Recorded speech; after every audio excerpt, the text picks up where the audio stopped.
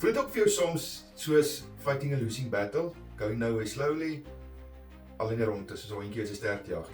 Wel, my naam is Alec Bly in Bloemfontein. Ek het vir 21 jaar lank 'n besigheid gehad in Bloemfontein wat ek verkoop het onlangs.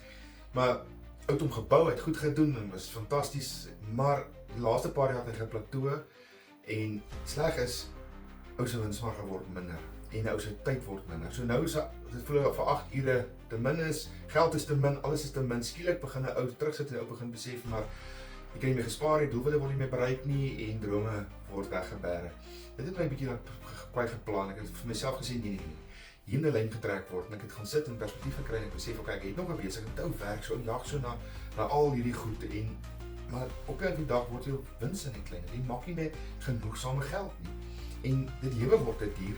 Ou raak agter. Punt is vinnig 'n sommetjie ek het gaan sit en kyk en ek het natuurlik oorgebid en by tot 'n besluit gekom van ek wil digitale bemarking doen. Iets wat nog steeds vir my kan pas, iets wat werkbedoelende is 'n risikoloose besigheid.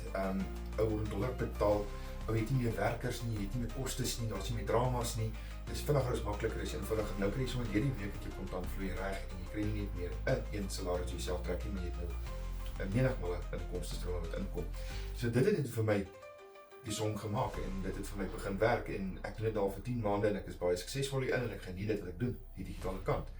As jy meer wil weet en wil doen wat ek doen, sit digitaal in die comments. Ek stuur vir jou inligting. Lekker dag.